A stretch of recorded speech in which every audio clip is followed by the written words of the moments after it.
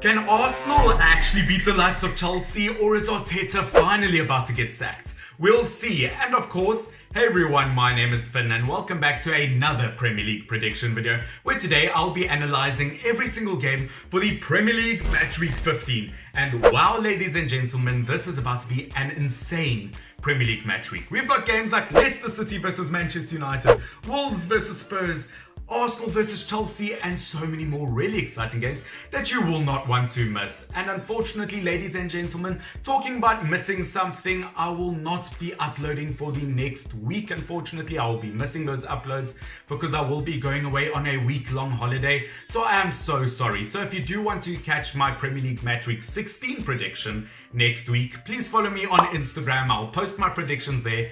And of course, if you enjoy my YouTube content, please do consider subscribing if you're not subscribed, as it does help me reach my goal of 1,000 subscribers. I would really appreciate it, and like the video down below to show your love for football. But without further ado, let's get into this insane Premier League prediction match week. Start off this very intense Premier League match week with a huge game between two title contenders, Leicester City versus Manchester United. It is going to be an insane Premier League match week. And of course, all other Premier League fans, I just called Manchester United a title contending team. We are third place on the Premier League table. I will take it. But jokes aside, looking at these two teams, I do not think that there will be any clean sheets in this game, as both of the attacks of both of the teams are looking very strong as of late. But as you guys can see, I have given Manchester United the win in this game. That's not because I'm biased towards Manchester United, but their Premier League form as of late has been incredible. And that's due to them working really well as a team as of late. Their defense has been solid, midfield has been working well together, their attack is scoring lots of goals, they're looking very good, and above and beyond that, they've got a lot of confidence after that 6-2 win versus Leeds United, where I think every player had a perfect game, bar maybe Martial. But as I said, due to the team's performance as a whole, I will give them a win versus Leicester City, who, yes, Leicester City has looked very good this season, but it wasn't a very convincing win versus Tottenham Hotspurs. The two goals were a penalty and an own goal. So yes, they played very well, but once again, not a very convincing performance. And as a whole this season, form-wise, I have to go for Manchester United. And in terms of a player to watch, I will go for Bruno Fernandes, because he has been in goal-scoring form, assist-scoring form, everything. He is on fire. Genuinely one of the best midfielders in the world this year. Which, by the way, guys, if you want to see my team of the year, I've just posted a video about it a few days ago, so please check it out in the eye thingy up above if you want to watch that video. But the next game, ladies and gentlemen, will be between Aston Villa and Crystal Palace. And you guys know me, over the last few weeks, I've been going on and on about how strong Crystal Palace's attack is, that they're doing so well and they can score past anyone. And then they go ahead and they lose 7-0 to Liverpool. I mean, throughout this season at stages, Crystal Palace's defense is horrible. I mean, I'd love to say that they stand a chance versus Aston Villa, but with a defense like that versus Ollie Watkins, Jack Grealish and Ross Barkley, no, I don't think so. Unfortunately, Crystal Palace, I do think that Aston Villa has been in better form. Even when they don't win games, they do still look good. And overall quality of players, I do think Aston Villa is better than Palace. And I do think Aston Villa will end up winning this one.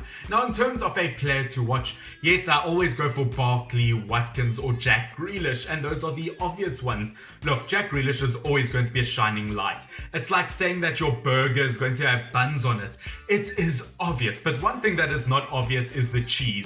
And today I'll go for the cheese on the burger, give it some recognition, and by that I mean Al Ghazi. And I can promise you Al Ghazi has never been called the cheese before, but I have to go for Al Ghazi. Yes, his numbers aren't incredible this season in terms of goals and assists, but as of late, over the last few games, he has looked incredible in a winger position. He takes on so many chances, he gets a lot of shots on goal, and at this rate, I can definitely see him bag 1 or 2 goals versus Crystal Palace. He's been very, very threatening as of late. He just needs to be more clinical. Now moving on to the third game of this Premier League match week, it is going to be Fulham versus Southampton, which yes, I have gone for Southampton. I do think that they probably are the more obvious ones in this to predict, but Fulham saying that once again they pick up points here and there. They have just drawn past Newcastle United.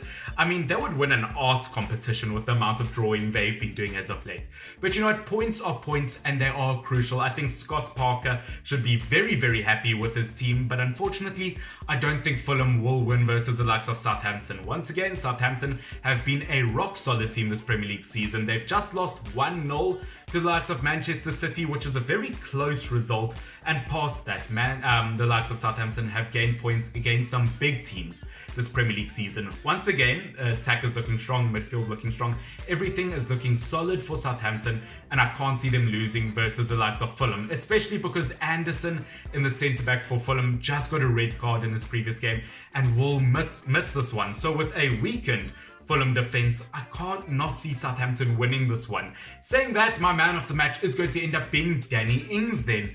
Once again, would love to say Shea Adams, but Danny Ings, once again, a world-class striker. His numbers haven't been that great this season, but he has been out with injury. But versus an opponent like Fulham, I can see Danny Ings coming back stronger than ever.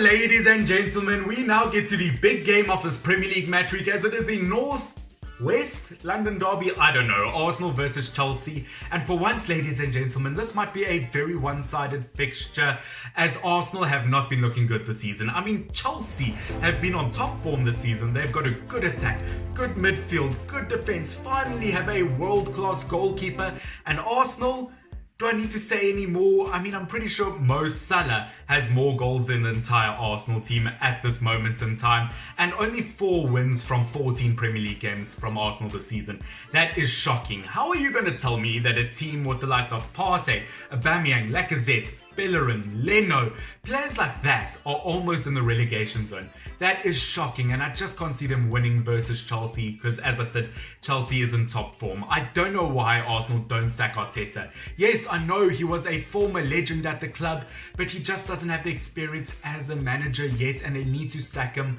before it is too late, in my opinion. Yes, I mean, I think eventually Arteta will win a trophy with Arsenal, and that will be next season when they win the championship and gain promotion once again. But jokes aside, I do think Chelsea will win this one, and they'll win it pretty comfortably. Now, in terms of a player to watch, believe it or not going to be Granit Xhaka. Obviously, even if he was playing in this one. I don't even know if Granit Xhaka, is he still suspended? I don't know. It seems like he always has a red card. But it obviously will be a Chelsea player. And in terms of a player to watch, it will be Mason Mount from Chelsea. Once again, very consistent player. Gets really good performances week after week after week. Very reliable. I would like to give it to Christian Pulisic. But once again, Mount has just looked so good as of late. Now moving on to the next game, the 5th game of this Premier League match week, Manchester City versus Newcastle United. And once again, going to be pretty easy to predict, as Manchester City have been the better team this season. Obviously, they've gotten some big wins. They've gotten a decent amount of wins. Whether they are actually Premier League title contenders this season, they do need to pick up on some performances if they want to do that. But they just beat Southampton 1-0. They aren't looking too bad overall in terms of team performances. And versus Newcastle United, they just got a draw versus Fulham. And game before that, they lost 5-2 to the likes of Leeds United. So I think it's fair to say that Man City is the better team, and in terms of a player to watch, I'm going to give it to Raheem Sterling. I don't feel like I've given him enough credit this Premier League season. I mean, I always joke about him. I mean, maybe that's the fact that he runs like a dinosaur cleaning nail polish, but at the end of the day, he gets a decent amount of goals, decent amount of assists. He's a very good player overall, and is my player to watch for this fixture. Next up, ladies and gentlemen, we've got Sheffield United versus Everton, and I'm not going to lie, ladies and gentlemen, I mean, I never lie, but I do think that this will be a high-scoring game, and unfortunately for Sheffield United, I think Everton will get all the goals. I mean, Everton are looking very good as of late. Yes, there was a patch of games where they were struggling to get wins, but they've been on fire form as of late. Defensively, midfield-wise, attacking-wise, they are looking so solid. Even Pickford is looking solid between the posts, and I mean, it is so impressive the fact that they have Holgate and Godfrey in defense, and they are still doing super well, because going into the season I thought that defense was Everton's only problem, but with Godfrey and Holgate performing well, I think Everton almost look like a perfect team, and they can surely get a result past Sheffield United because they've just beaten Arsenal 2-1, which, yes, I guess you can't brag too much about beating a lower table team, but at the end of the day, I do just think Everton look like a solid team, especially versus Sheffield United, who are still yet to get a single win in the Premier League, who, yes, Sheffield United just got a point versus Brighton, but I can't justify a win over Everton because they got a draw versus Brighton. I do think that there are some good players and good performances from Sheffield United, but I just don't see them winning versus Everton. And in terms of a player to watch, obviously it has to be an Everton player, and I will go for Dominic Calvert-Lewin, who once again has been in top scoring form this season, although he hasn't scored in his last 3 games versus a sloppy defense like Sheffield United. I can see him taking back his top podium spot over Mohamed Salah. Now looking at the next game, it is Leeds United versus Burnley, which this is going to be quite an interesting one because Leeds United obviously have a very good attack, but the worst defense in the Premier League, conceding 30 goals, versus Burnley, who have one of the best defenses in my opinion, but a horrible attack. So it really is a mismatch, and this is before the Burnley Wolves game, so I don't know what will come out of that, but I do think that Leeds United should beat Burnley. Yes, they just lost 6-2 to Manchester United, which, glory, glory Manchester United. I'm not even wearing a United jersey, but at the end of the day, I think Leeds United didn't look too bad in that Man United game. I'm saying that because even when they were 4 or 5 goals down, they fought back hard and you never thought that they were completely out of it. They have this fighting spirit about them, and because of that attacking fighting spirit, I think that they can win versus Burnley, because once again, there's just no attacking presence for Burnley so far this season. And until they fix that, I think Sheffield United, a very strong counter-attacking team, will win this. And in terms of a player to watch, once again I have to go for Patrick Bamford, as he is the most reliable goal scorer for Leeds United at the moment. West Ham United versus Brighton is next, and to me this is a very easy decision to make, and I have to go for the Irons in this one just because once again I've said it throughout this entire season and I sound like a broken record, I know, but I just think that West Ham have been so consistent throughout the season and they've really gotten some good results. Once again, this is before the West Ham United Chelsea game, but the entirety of this West Ham team is looking so strong at the moment. Attacking wise, they've got a real presence in them. Midfield wise, obviously they've got some good holding midfielders and creative players. Defensively, not too bad overall. I just think West Ham United is a very complete team at the moment, where if you look at Brighton, it's so weird because they almost look like a complete team. Going into this, I mean, Welbeck has been very good up front. They've got Lallana in the midfield position. They've got Ben White in defense with the likes of Dunk and a whole bunch of really good players. But despite that, they just can't get results. They just drew versus Fulham. I don't know what's wrong with Brighton. They've got a very good team, but they just cannot perform. So because of that, I have to go for West Ham United because they do have a good team and they know how to perform with that team. And in terms of a player to watch, I am going to go for Ben Rama. Once again, not because his numbers are great, but he has gotten a few assists under his belt for the Irons now, and he has looked very skillful on the ball. He creates beautiful plays. So once again, not necessarily because he'll score or assist goals in this game, but I do think Ben Rama will create the necessary chances for West Ham to win. Now, ladies and gentlemen, moving on to the second last game of this Premier League Matchweek prediction video. It is Liverpool versus West Brom, which, I've never had a more tricky game to predict in my life. West Brom, the second worst defense in the Premier League, conceding 29 goals, versus the best attack in the Premier League. I mean, Liverpool have just beaten Crystal Palace 7-0. What am I going to do?